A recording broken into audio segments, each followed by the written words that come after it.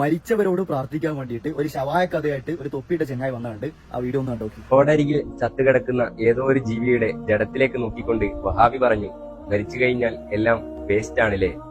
തൊട്ടപ്പുറത്തെ കടയിൽ വേവിച്ചുകൊണ്ടിരിക്കുന്ന ശവായിലേക്ക് ചൂണ്ടിക്കാണിച്ചുകൊണ്ട് ഉസ്താദ് പറഞ്ഞു, ഇല്ല, മരിച്ചു കഴിഞ്ഞാൽ പലതിനും മൂല്യം കൂടുകയാണ്. എന്തോന്നടേ, നിങ്ങൾക്ക് മരിച്ചവരോട് പ്രാർത്ഥിക്കാനുള്ള തെളിവ് ചത്ത കോഴി കൊണ്ട് ശവായ ഉണ്ടാക്കാൻ പറ്റുന്നതാണോ?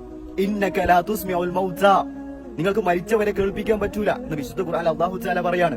ഇൻ തദൂഹും, നിങ്ങൾ അവരോട് പ്രാർത്ഥിച്ചാൽ ലാ യസ്മഉ ദുആക്കും, നിങ്ങളുടെ പ്രാർത്ഥന അവർ കേൾക്കൂല. വലൗ സമിഉ, അവർ കേട്ടാൽ തന്നെ മസ്തജാബു ലക്കും, നിങ്ങൾക്ക് ഉത്തരം നൽകൂല എന്ന് വിശുദ്ധ ഖുർആൻ അല്ലാഹു തആല വ്യക്തമായിട്ട് പറയാണ്. എന്നിട്ട് എന്ത് ചെയ്യാനാണ് നമ്മോട് പറഞ്ഞിട്ടുള്ളത്?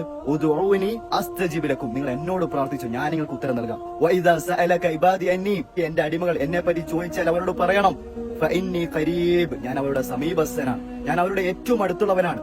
ഉജീബു ദഅവത ദാഇ ഇദാ ദഅനി, അവരെന്നോട് ചോദിച്ചാൽ ഞാൻ അവർക്ക് ഉത്തരം നൽകും എന്ന് വിശുദ്ധ ഖുർആൻ അല്ലാഹു തആല വ്യക്തമായിട്ട് പറയണം. അവിടെ ഇടയാളം മാറി നിർത്താനല്ല, മഹാന്മാരുടെ ഖബറിനെ പോയി ചോദിക്കാനല്ല പറഞ്ഞിട്ടുള്ളത്. ഇതാണ് വിശുദ്ധ ഖുർആൻ പഠിപ്പിക്കുന്നത്. എന്നാൽ ഇവരെ പോലെയുള്ള അന്തം കെട്ട സാധനങ്ങൾ ഇങ്ങനെ മരിച്ചവരോട് പ്രാർത്ഥിക്കാൻ വേണ്ടി കടന്ന് പരിശ്രമിച്ചുകൊണ്ടേയിരിക്കും. നിങ്ങൾ അതിന് വീഴാതിരിക്കുക. ഇവര് പറയുന്ന പോലെ ശിർക്ക് ചെയ്ത നരകം ഉറപ്പാണ്. ഇന്നല്ലാഹ ലാ യഗ്ഫിറു അൻ യുശ്റക ബിഹി, ശിർക്ക് എന്നുള്ളത് അല്ലാഹു തആല ഒരിക്കലും പുറത്തു തരില്ല. വയഗ്ഫിറു മാ ദൂന ദാലിക ലിമൻ യശാ, നല്ലാത്ത പാപങ്ങൾ അവൻ ഉദ്ദേശിച്ചാൽ അവന് പുറത്തുതരും, പക്ഷെ ശിർക്ക് ഒരിക്കലും പുറത്തുതരില്ല. അതുകൊണ്ട് ഇവരെ പോലെയുള്ള വിഡ്ഢികളുടെ വർത്താനങ്ങൾ കേൾക്കാതിരിക്കുക, വിശുദ്ധ ഖുർആൻ പറയുന്നത് പോലെ ജീവിക്കാൻ വേണ്ടി ശ്രമിക്കുക.